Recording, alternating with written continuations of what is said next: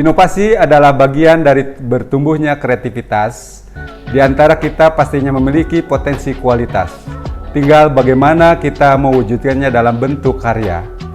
Bisa Cerdas hadir sebagai media kreativitas insan inovatif. Darinya muncul ide gagasan memantik. Memantik pikiran cerdas untuk pendidikan kini dan masa yang tak terbatas.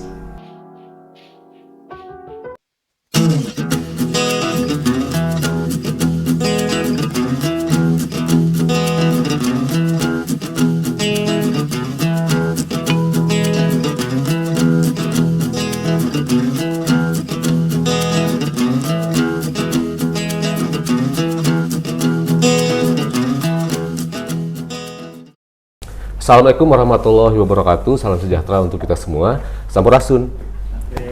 Halo Sobat Disdik, berjumpa lagi dengan kami di podcast Bisa Cerdas, bincang santai seputar PAUD, Penmas, dan pendidikan dasar. Podcast yang diinisiasi oleh Dinas Pendidikan Kabupaten Bandung Barat. Pada kali ini temanya adalah tentang penyusunan buku panduan guru sekolah siaga kependudukan, yang alhamdulillah pada kesempatan kali ini sudah datang langsung bintang tamunya yang spesial. Di sebelah saya sudah ada Ibu Dr. Anda Nung Hodijah MPD. Beliau adalah kepala sekolah dari SMP Negeri 5 Lembang. Selamat datang Ibu. Assalamualaikum.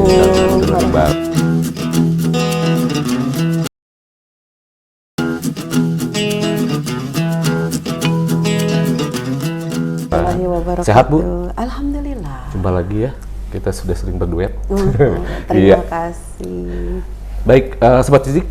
Ya, hari ini kita akan membahas tentang sebuah inovasi yang dikembangkan oleh salah seorang kepala sekolah dari SMP Negeri 5 Lembang. Ya, sosok kita kali ini telah mendapatkan prestasi yang luar biasa yang telah membanggakan Dinas Pendidikan Kabupaten Bandung Barat. Ada banyak prestasi yang sudah diraih oleh beliau sebagai seorang kepala sekolah. Di antaranya adalah sebagai inisiator tim penyusun buku panduan guru sekolah siaga. Betul ya? Siaga kependudukan Bu ya? Betul sekali Mas Arif. Iya Bu, bisa sedikit ceritakan pengalaman Ibu sebagai inisiator dalam buku tersebut? Sebelumnya menyapa dulu pemirsa. Halo Sobat Disdik. Iya, gitu sebetulnya Bu. Bertemu di forum yang luar biasa ini. Alhamdulillah saya hadir dalam sesi inovasi kurikulum insersi. Salah satunya adalah sekolah-sekolah yang memang dinobatkan sebagai sekolah siaga kependudukan.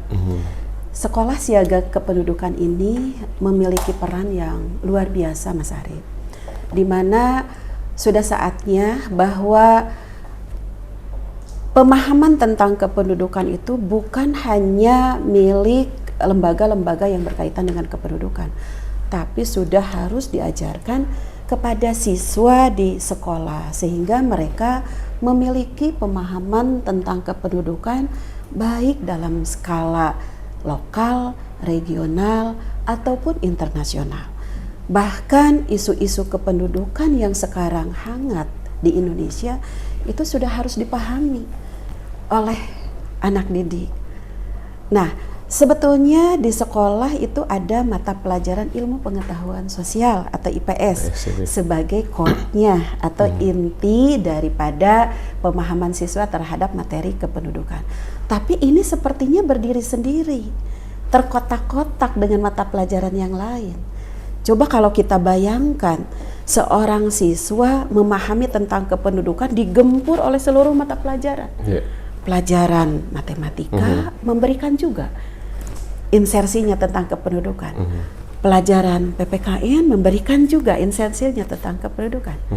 Pelajaran bahasa Indonesia, lalu IPA, itu kan semua kental sekali materinya di dalamnya tentang kependudukan. Nah, ini barangkali yang harus dipahami oleh guru mata pelajaran. Artinya bahwa insersi kependudukan ini bukannya miliknya pelajaran IPS saja, tapi seluruh komponen yang mengajarkan kepada siswa atau peserta didik, mereka memiliki visi yang sama supaya siswa memahami tentang isu-isu kependudukan yang saat ini dialami baik dalam skala mikro, misalnya di lingkungan sekitar rumahnya. banyak sekali isu-isu kependudukan di sekitar rumahnya, tentang pernikahan anak, betul tidak? Betul. Tentang segala hal, bahkan ini jujur bahwa inisiasi SSK itu kan berasal dari SMP Cisolok 1 Sukabumi. Sukabumi ya, betul. Itu ada ini testimoninya bahwa ada anak di sekolahnya sampai tidak tahu bahwa orang tuanya itu adalah kepala atau ketua RT. Nah, ini kan sangat sederhana begitu ya. Anak di lingkungan sendiri tidak tahu bahwa ketua RT-nya adalah ayahnya.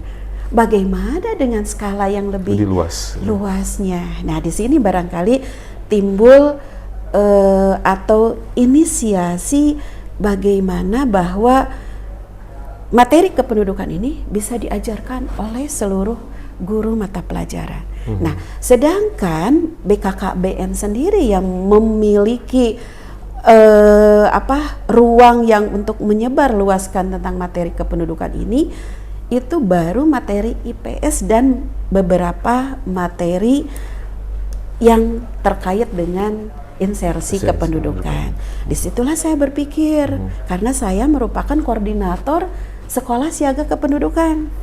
Saya ditunjuk dari tahun 2019, Mas Arif, untuk menjadi koordinator SSK, dan saya hanya menjadi peserta saja dan mendengarkan, dan saya tidak mungkin berkutat sendiri. Nah, disitulah timbul bagaimana kalau saya berdiskusi dengan guru mapel yang lain yang memiliki latar belakang sebagai penulis.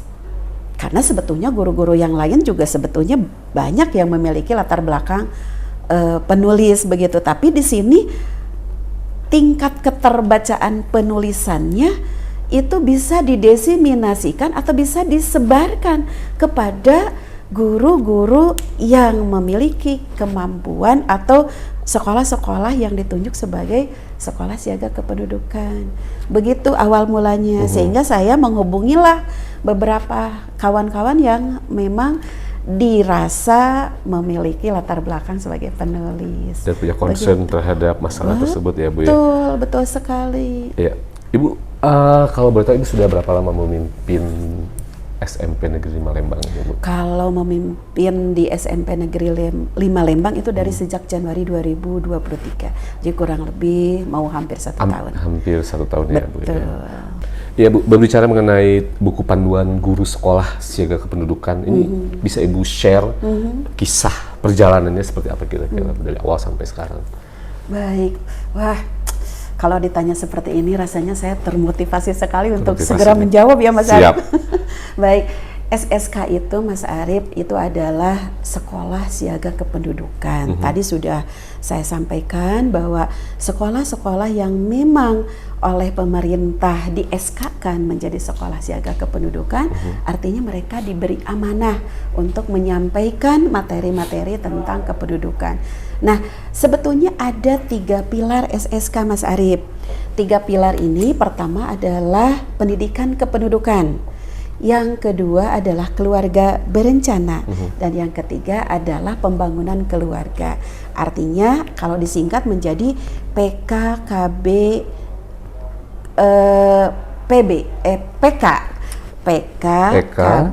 PK.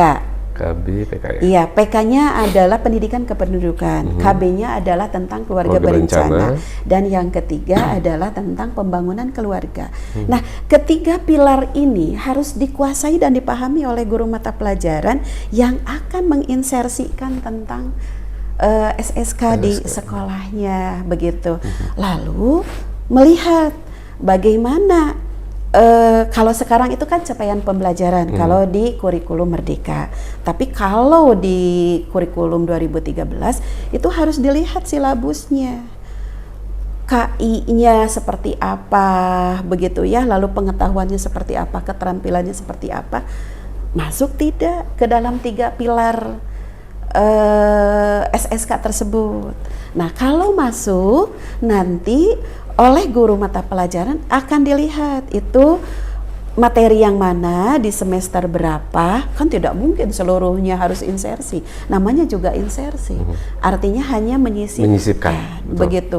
Jadi apakah di sekolah siaga kependudukan misalnya guru mata pelajaran tersebut tidak mengajarkan materi kependudukan atau SSK, ya tidak jadi masalah juga kalau ternyata di silabusnya tidak ada materi-materi yang bisa diinsersikan tentunya begitu. Nah, tapi minimal 1 tahun itu ada saja satu materi, masa dalam pada saat kita bedah silabus atau menganalisis silabus atau capaian pembelajaran, masa tidak ada yang bisa dikaitkan atau diinsersikan dengan materi kependudukan? Pasti ada dan pasti menemukan begitu ya. Nah, setelah melihat ada keterkaitan, itu dibuatlah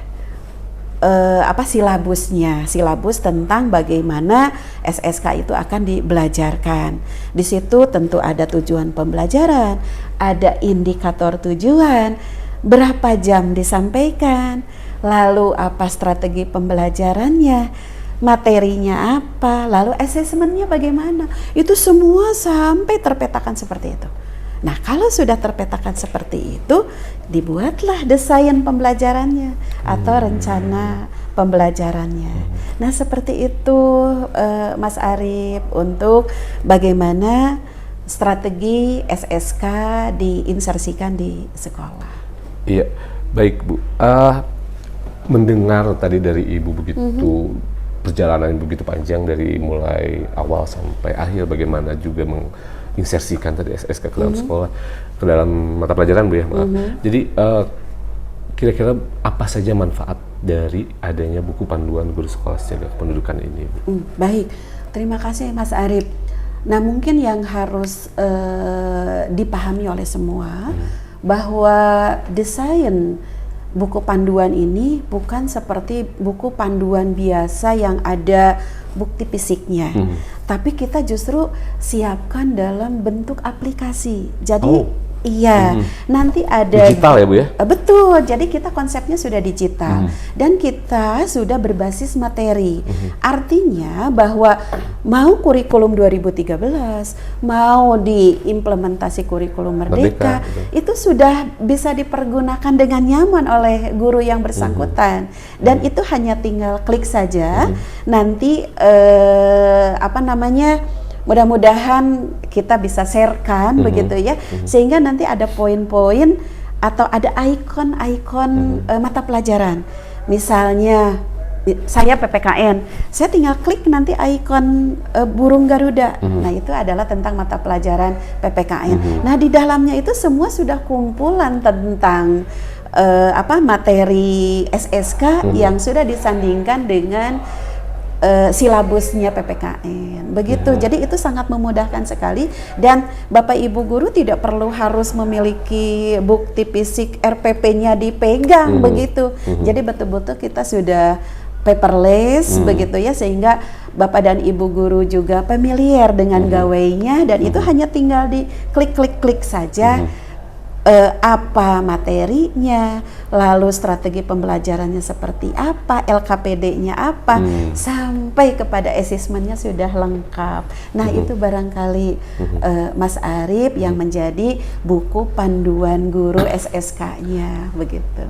Wow, luar biasa ya Bu. Saya baru tahu ini ternyata sudah digitalisasi. Betul. Sesuai dengan perkembangan zaman ya Bu ya. Betul. Itu semua mata pelajaran ada Bu di situ? Betul, kita memiliki 12 penulis. Nah, karena tadi kan sudah disebutkan bahwa guru mapel ini memiliki latar belakang penulis, dan guru mapel ini berbeda-beda, mulai dari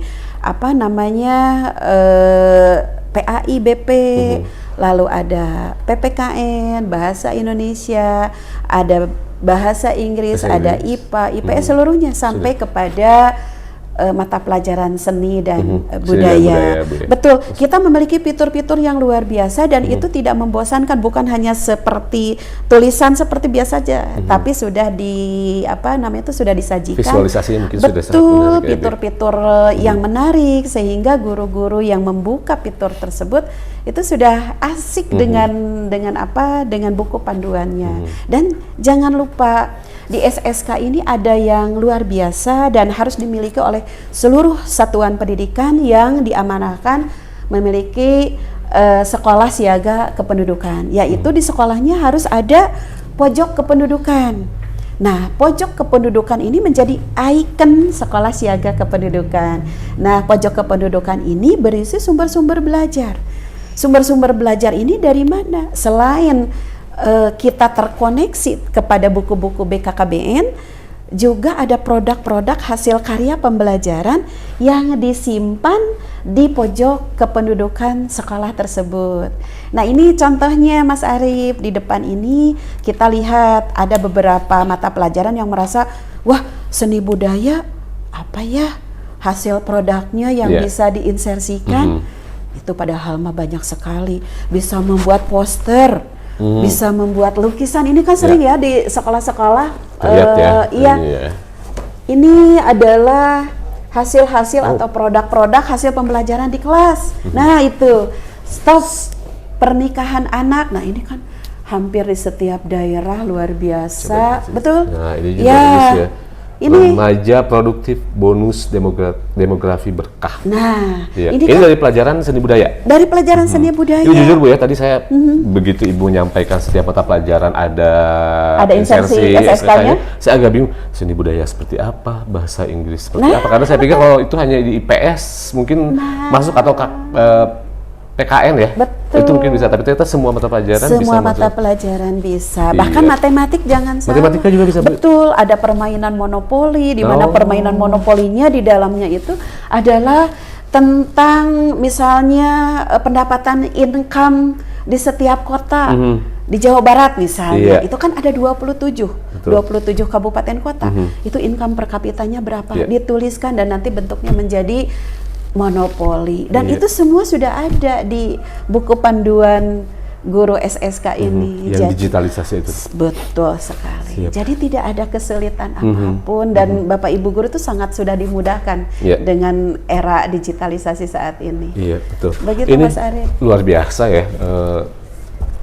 Kita lihat hasilnya juga mereka bukan cuma sekedar menulis sesuatu, tapi juga ada backgroundnya yang ada kreatif amanah-amanahnya betul, juga. ada pesan-pesannya juga yang memang sangat relate dengan kehidupan kita sehari-hari. Ini Bu, selain lukisan ini ada juga yang menarik perhatian saya ini.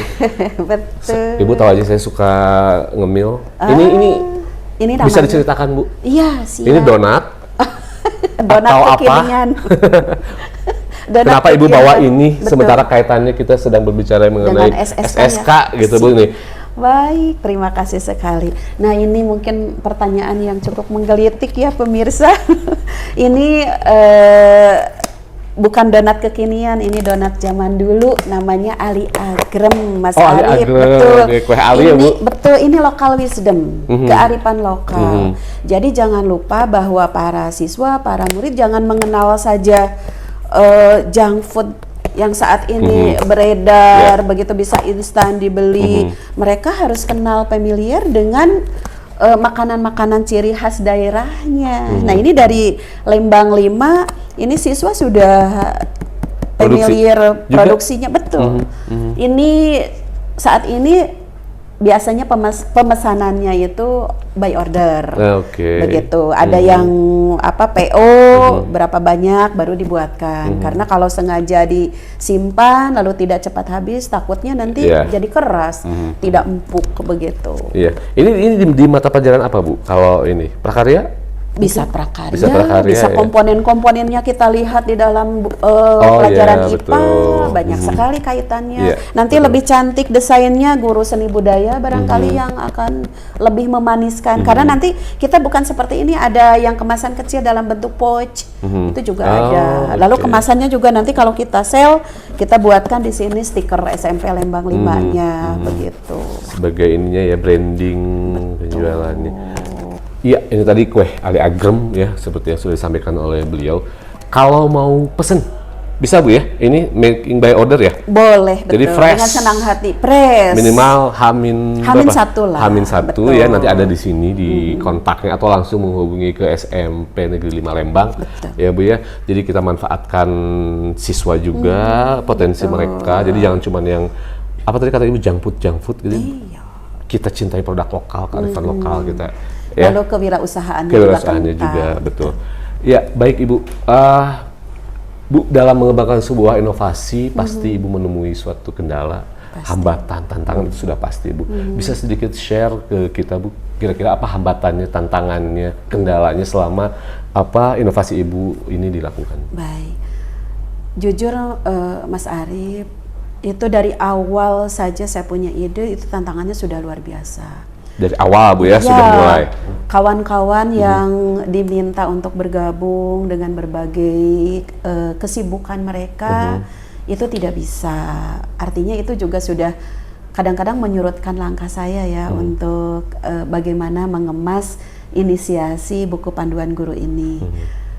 Namun semakin saya tertantang, semakin keinginannya itu ingin segera direalisasikan.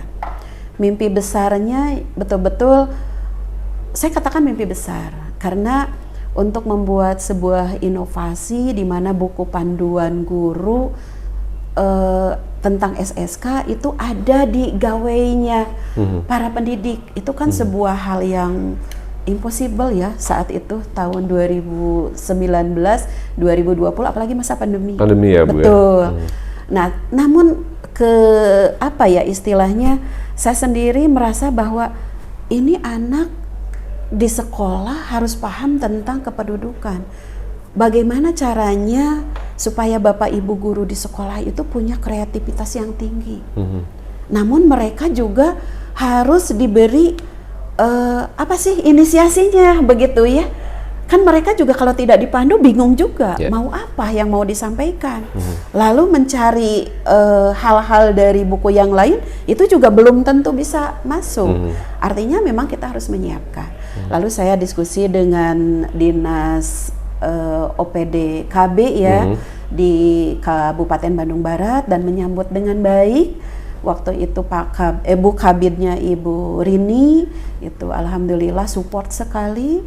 Lalu disampaikanlah kepada BKKBN Provinsi Jawa Barat dan Pak Irfan sebagai Kabid Dalduk pengendalian kependudukan itu sangat support sekali. Kita pertemuan di ruang Prabu Siliwangi Jalan Suropati 122 di BKKBN Provinsi Jawa Barat itu betul-betul difasilitasi. Bahkan saat uji publik kita itu webinar dan dilakukan kepada Dinas OPDKB Provinsi Jawa Barat dan Bapak Ibu guru dari satuan pendidikan seluruh dari SD, SMP, SMA, SMK seprovinsi Jawa Barat. Itu room 1.000 saja tidak cukup, sudah penuh, bahkan dibuka di link YouTube. Itu untuk uji publik, untuk bagaimana buku panduan guru SSK ini bisa diterima atau tidak, masukannya seperti apa. Seluruh materi, 12 materi itu disampaikan untuk dikurasi. Nah itu tantangannya. Selanjutnya tantangan berikutnya adalah itu setelah kita menjadi sebuah buku pun itu tidak mudah. Kita terus-terusan webinar, terus-terusan apa sih yang materi-materi SSK yang bisa disisipkan di tiap mata pelajaran, itu juga menjadi PR berat begitu ya. Bagaimana menyamakan visi, misi agar materi kependudukan ini bisa didesain menjadi sebuah RPP untuk mata pelajaran, untuk guru-guru mata pelajaran. Ini juga persoalan tidak mudah. Belum lagi bukan hanya sekedar kita bisa diskusi secara udara begitu, tapi kita juga mendiskusikan bagaimana untuk bisa bertemu, dan kapasitasnya tidak ada yang membiayai saat itu. Betul tidak? Nah, sedangkan kita dengan letak geografis para penulis yang berjauhan begitu ya, ada yang di Cililin, ada yang di Padalarang, kita mencari di tengah, itu kan lalu intensitas bertemu juga sangat padat, sedangkan Masing-masing itu tidak ada yang membiayai, lalu kita next ke depan visi kita seperti apa juga kita belum tahu begitu ya. Tapi dengan adanya fasilitasi dari BKKBN Provinsi Jawa Barat, semua itu menjadi mudah. Bahkan dari BKKBN Provinsi Jawa Barat itu sangat support, baik itu anggaran maupun sampai di penyelesaiannya. Dan support yang luar biasa tentunya bahwa pengantar di buku panduan guru SSK ini ada 3 yang luar biasa support.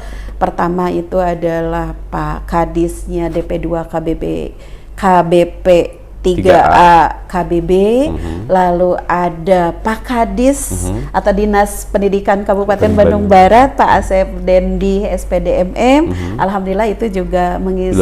Iya, betul. Dan tentunya ada pengantar dari Direktur Pusat BKKBN. Oh, dari pusat juga, Bu, ya. Betul, makanya Masya Allah. Jadi buku ini nanti skalanya sudah skala nasional. Sudah skala nasional, Bu, ya. Betul sekali. Betul. Dan alhamdulillah para penulisnya itu selalu menjadi narasumber baik di tingkat Kabupaten Bandung Barat sendiri, di tingkat Provinsi Jawa Barat, bahkan sampai di tingkat nasional. Ya? Betul. Kita sering sekali bukan hanya webinar, bahkan kita diundang ke luar provinsi. Sebagai narasumber gitu. Betul, begitu Mas luar Adi. biasa. Iya. Iya. Baik Ibu, terima kasih atas waktunya. Amin, sama Waktu Mas yang Ari. singkat tapi sangat padat ini, Amin. Bu. Terima kasih sudah mau sharing tentang pengalaman Ibu, terutama di SSK ini. Semoga menjadi inspirasi untuk Sobat Disdik dimanapun Anda berada, ya, terutama di Kabupaten Bandung Barat, bahwa keteladanan seorang pemimpin dalam menggerakkan potensi di sekitarnya untuk menjadi semacam waving gitu, Bu, ombak yang punya pengaruh ke semua gitu. Amin. Ya, sampai akhirnya bisa membanggakan Ibu, sekolahnya juga, dan juga terutama di Kabupaten Bandung Barat. Amin. Ya, Bu, terakhir closing statement, Bu, dari Ibu untuk memberi inspirasi untuk semua sobat-sobat Disdik kita agar dapat lebih terinspirasilah sama Ibu. Baik. Apa ya? Sederhana saja. Sederhana saja katanya. Mimpi yang besar akan mengalahkan tantangan dan masalah yang besar. Mimpi yang besar itu Akan mengalahkan tantangan dan masalah yang besar. Jadi tidak akan ada artinya kalau kita memiliki mimpi yang besar. Mimpi, dan ini kalau tambahan sedikit, Bu, mimpi, kalau udah mimpi tuh bangun terus dikejar gitu, Bu, bukan malah mimpi terus tidur lagi, nggak akan sampai-sampai ya, Bu, ya. Jadi harus itu dijadikan mimpinya menjadi sebuah realita. Awal betul. Menjadi realita. Baik, terima kasih Ibu atas waktunya sekali lagi, ya. Saya yakin ini menjadi inspirasi untuk semua. Semoga semakin sukses, amin, semakin berinovasi untuk kemajuan pendidikan di Kabupaten Bandung Barat. Baik, Sobat Disdik, sampai di sini perjumpaan kita untuk kali ini. Jangan pernah berhenti belajar. Sampai jumpa di podcast berikutnya. Salam cerdas. Salam cerdas, Bu. Salam cerdas. Terima kasih, sahabat Disdik. Terima kasih, Mas Arif. Terima kasih, Bu. Perjalanan hidup kita tentu berliku, terkadang mulus, terkadang berliku. Hanya orang-orang yang berpikir maju yang akan merasakan indahnya hidup. Darinya kita akan mengenal indahnya berbagi kepada sesama. Darinya terasa indahnya menjadi pribadi bermanfaat. Karena sebaik-baiknya manusia adalah yang paling bermanfaat bagi sebanyak-banyaknya masyarakat. Bisa cerdas bertekad untuk mewujudkan kreativitas menjadi nyata adanya. Darinya kita akan mengenal sosok tokoh yang bermanfaat bagi sebanyak-banyaknya umat.